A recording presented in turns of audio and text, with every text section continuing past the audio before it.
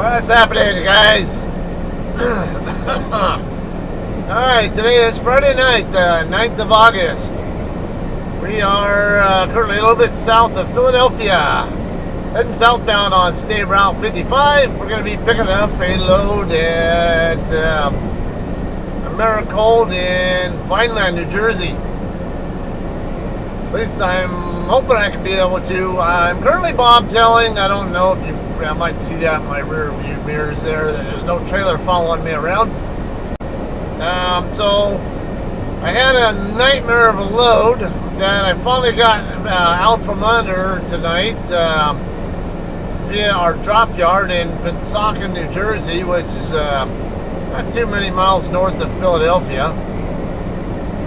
And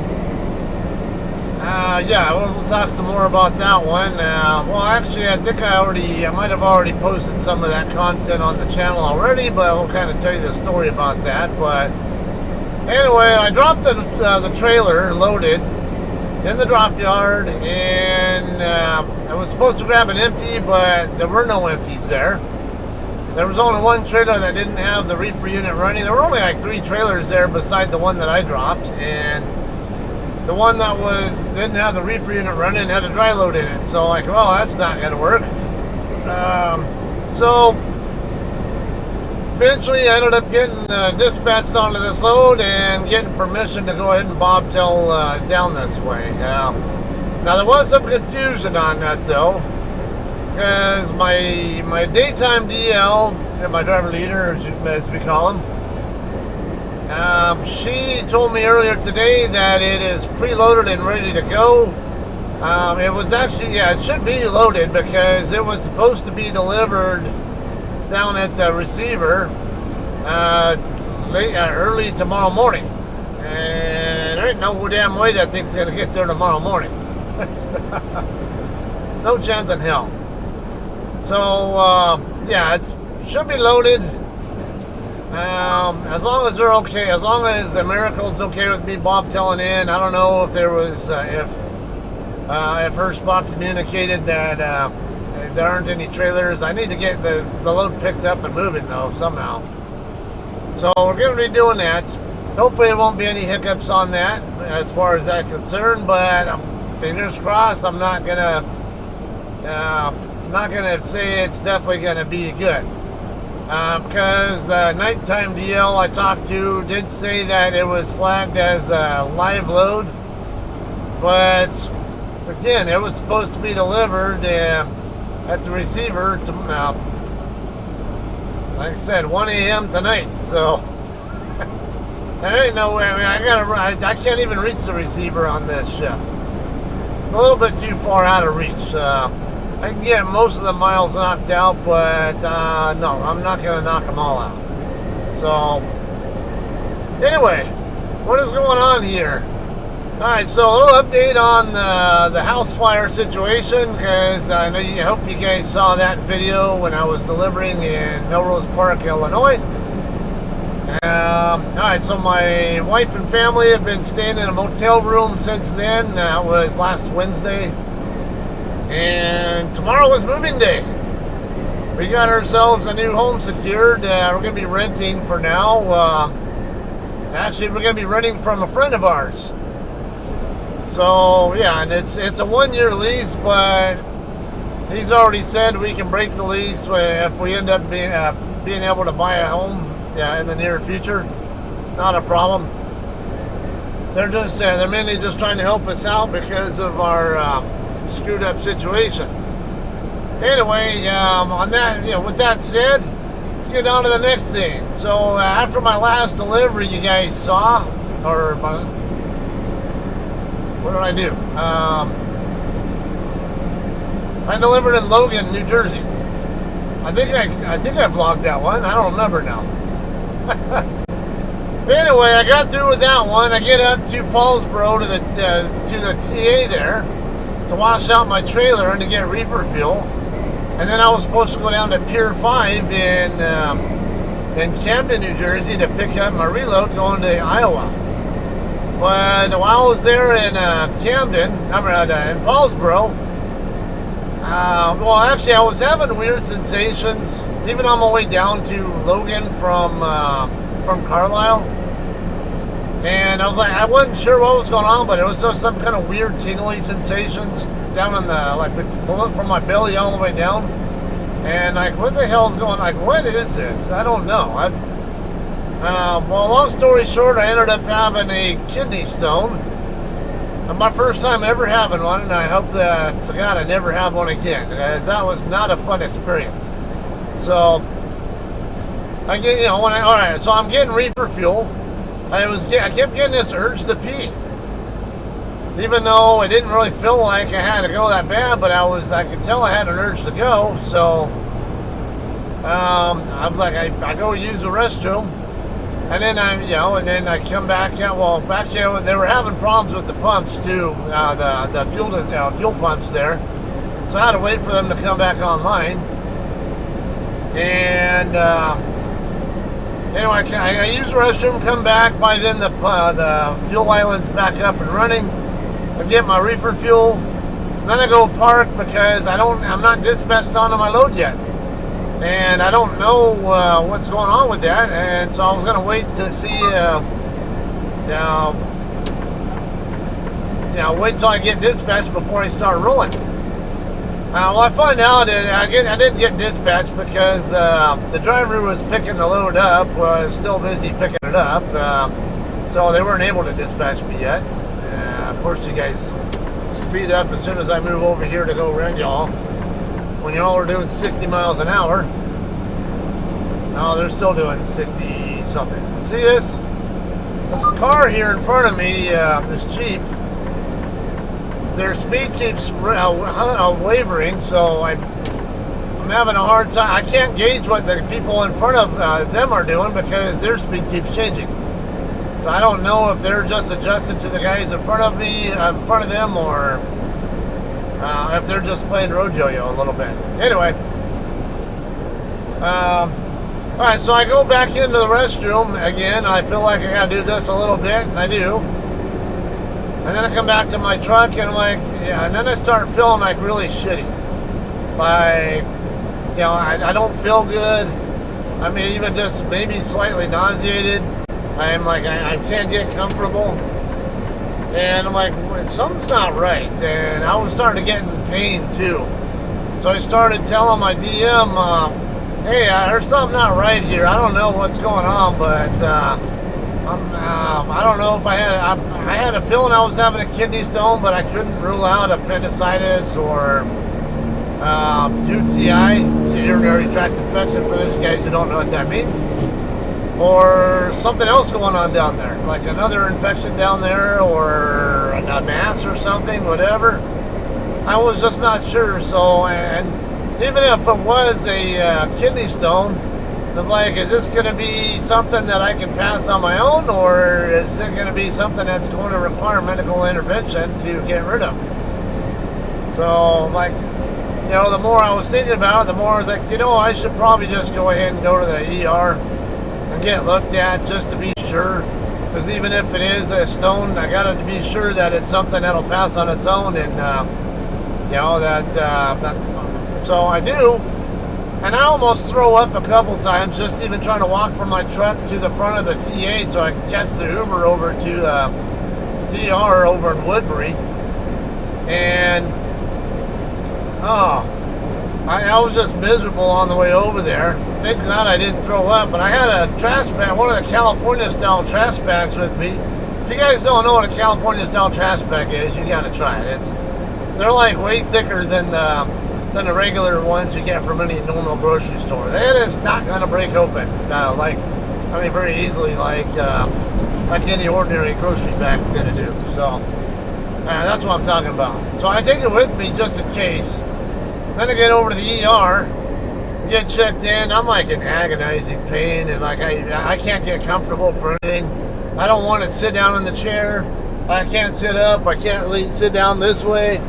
I want to stand up, and then I can't stand up for very long because I feel nauseated. Then they call me into it wasn't really a triage, but registration, I guess. After I'd already checked in.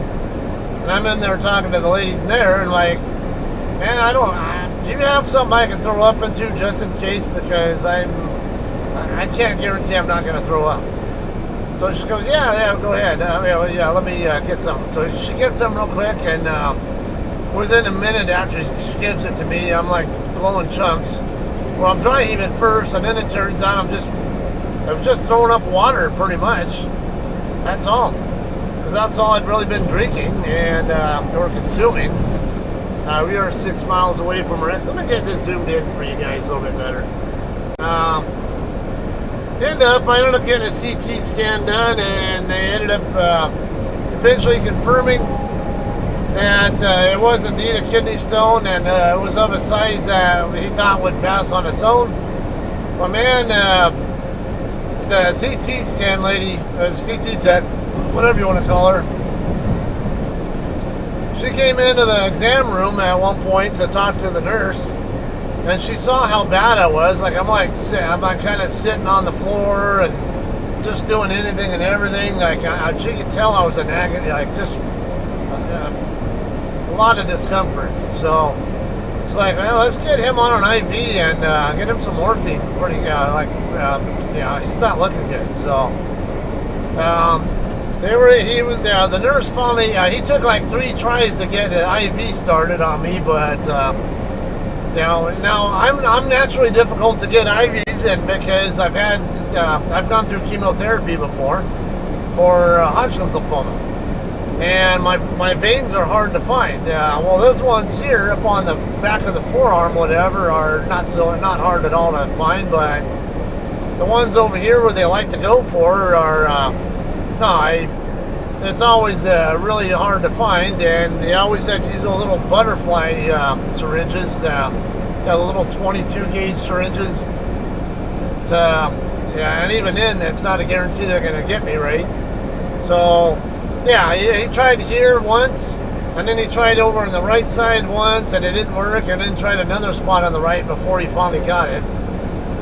And then he gave me a thing of morphine, and he said, like, you're going to feel a warm flush in a minute, as soon as I put it in there. Like, within about 10, 15 seconds after he injected it, I could feel like a warm flush up here and going into my chest area and stuff. And then, I don't know, within about 15 minutes, man, I was starting to feel the pain go away more and more and more.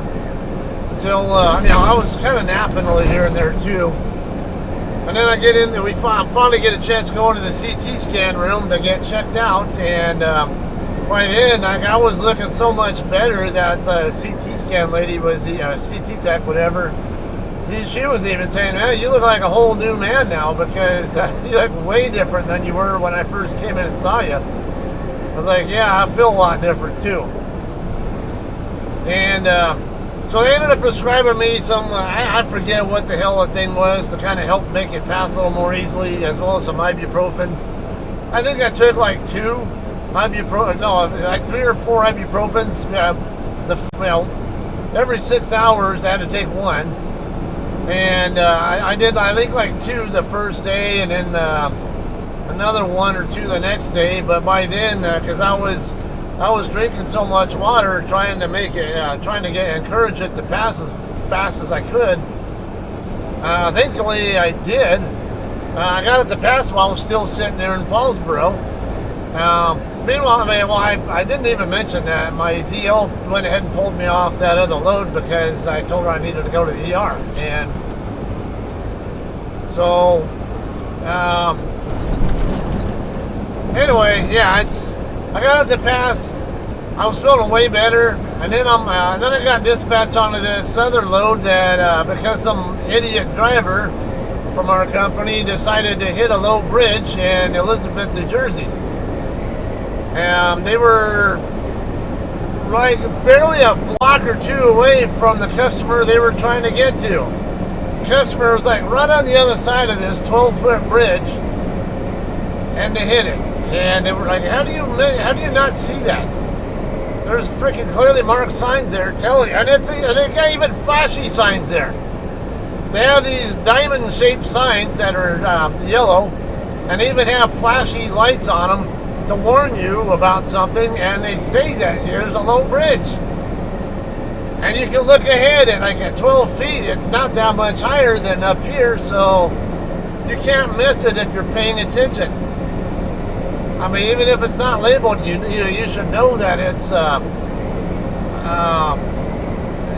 I don't know about that one. I don't think I'm going to clear it. It's like so obvious to me personally. But anyway, that driver ended up getting terminated, from my understanding. And now we're going to be exiting right here at 35 Alpha Garden Road, Vineland or whatever. Okay, so I get sitting up there with my empty because they needed to transload the load that was in there into my trailer. Because at the time, the load got, well, after the bridge strike, the load got transloaded into the towing companies. They got a trailer that they use for that kind of stuff. So they transloaded it there, and then I came up to transload again from the towing company's trailer to mine. And then the next morning, I ended up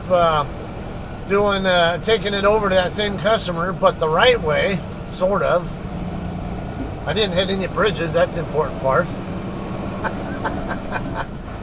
You guys, there's video footage of it. If you guys haven't already seen it, check it out.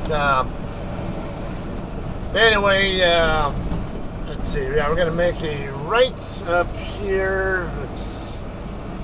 Yeah.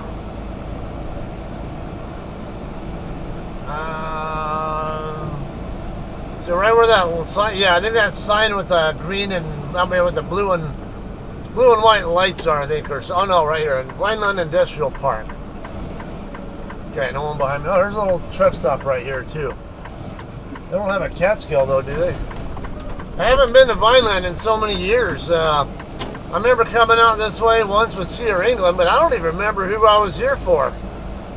That was like 7-8 years ago.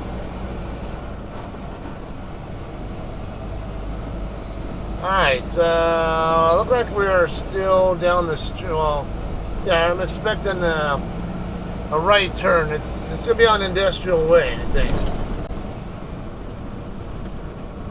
But anyway, yeah, I got that load transloaded, and then I had to take it over to the cold storage place that the original driver was trying to take it to.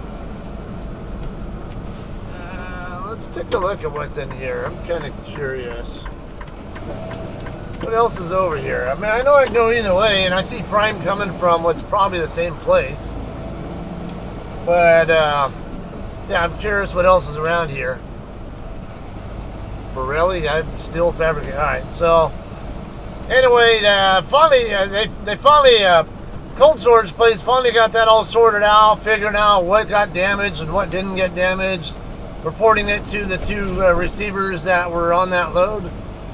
And finally got disposition with that stuff, and but they need to reschedule the deliveries, and they told me just go ahead and drop the load in the Pensacola drop yard, and we got a Walmart load for you to pick up that we'll get you out and get you out of here for. Meanwhile, I got 2 parking tickets in the process of that other load. Not knowing that you couldn't park overnight on that street that I was on over by the towing company. There weren't any signs there telling me I couldn't. Is this it right here? Yeah, all Americold trucks. 2-lane entrance. Alright, checking that guard shack. So we got, I do see a couple of Hirschbachs. There's one right in front of us, the trailer, and I see another one further up.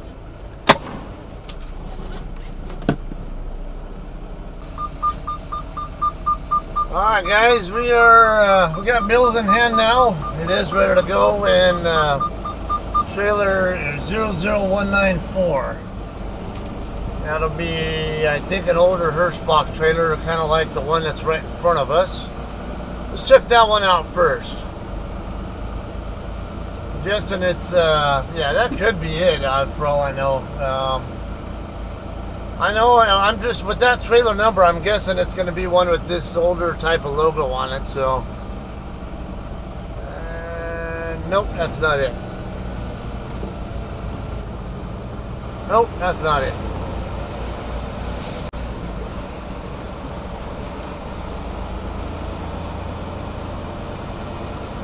They're just turning these floodlights on, so it's kind of hard to see at the moment. Western Flyer Express does stuff here, apparently.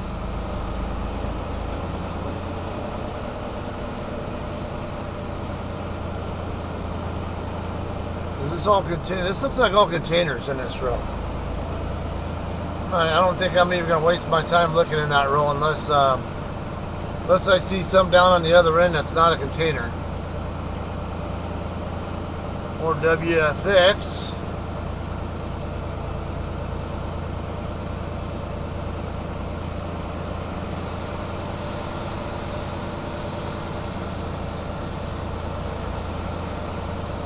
Come out, wherever you are. Probably want to be right next to the other JCT.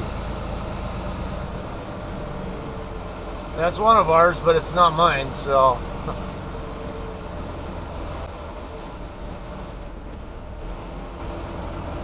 I don't see it. Let me double check this row that I didn't miss anything. Then we'll go look elsewhere in the lot. I don't think it's going to be in this row though, because best I can tell, everything over here on this side is a container.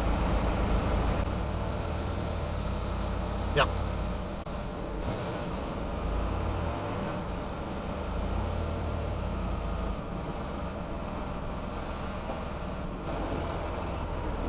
I didn't even look at what trailer this guy's hooked up to. No, that's not it. That's a 30 something number.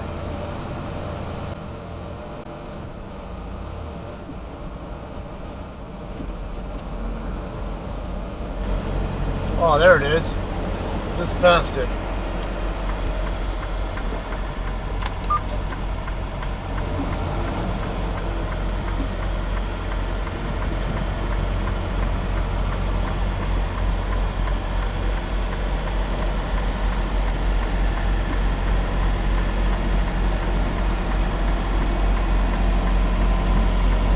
Sitting a little high. I felt the fifth wheel hit, but not very hard. Now I definitely got pressure.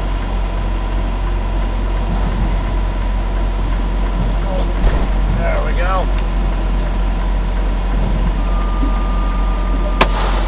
Alright, let's just get this thing pre-tripped and out of here and tell you about where we're going to next. And I don't remember if I had any other thing any story stuff to tell you. Alright guys, we're done pre-tripping and let's go get checked out now. Alright, this is a heavy load. It is over 40,000, just over 40,000 pounds, so I'm definitely going to want to scale it. The load is going to the Walmart distribution center in Auburn, Indiana. Pretty close to I-90 and 80, so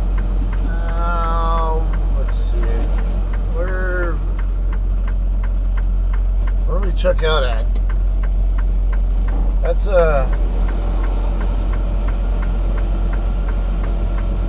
do not enter, so where's the exit at? Is it on the other end?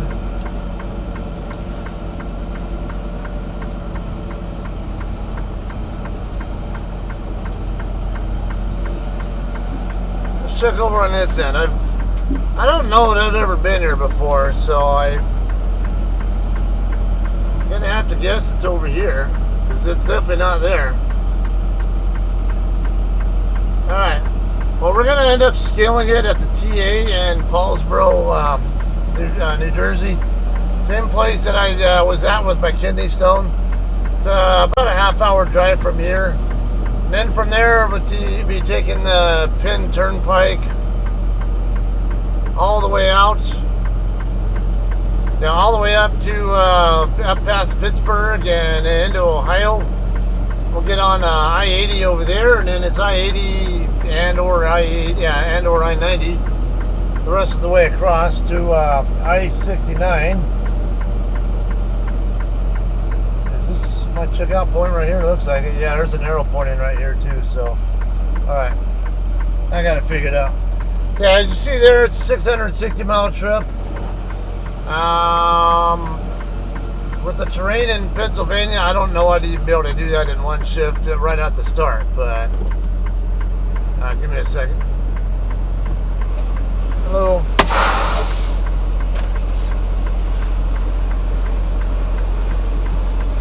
Oh.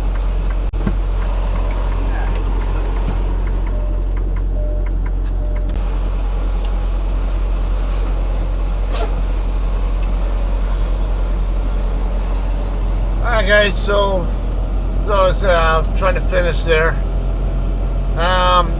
Now I can run 660 in a shift in the west, but across Pennsylvania, I don't know. There's like, well, maybe. There's a lot of terrain though. You got the Pocono Mountains and the Appalachian Mountains, and I forget the other ones. Most of the way across, so that slows you down a bit. And then the Penn Turnpike, I'm not sure there's any part of it that's not being touched by construction activity right now, so that slows you down. Like, it's like you're jumping in back and forth between 70 mile an hour and 55, 70, 55, 70, 55, 70, all the way across the state. Yeah. So it takes some patience. So I'm gonna, if I'm a betting man, I'll say I'll end up somewhere in Ohio by the end of the shift. I don't know when I'll reach Toledo, but I can at least try to get out that general direction. So, just for that bullshit. It's pretty much the same way back that I just came, northbound on 55. This thing does want me to cut across a highway that I don't know for sure is a truck route. If in doubt, I can always take 55 straight up to 295 and then take 295 south, and that'll definitely get me to Paulsboro. I'm thinking about going that way anyway, just because it's less traffic lights and low speed limits and whatever other bullshit. So anyway, that's the plan. They already got me rescheduled to deliver this one at 4 in the morning on the 11th, I think it was, which is Sunday. I think that's what it was. I'll have to double check it, but I think it was the 11th. But alright, I don't really plan to vlog that one for you guys, but so how about we plan on the next vlog we do will be whatever I pick up after I'm done delivering in Auburn, okay? Alright, y'all have a good night. Hope you guys enjoyed, and alright, we'll see you guys on the next one.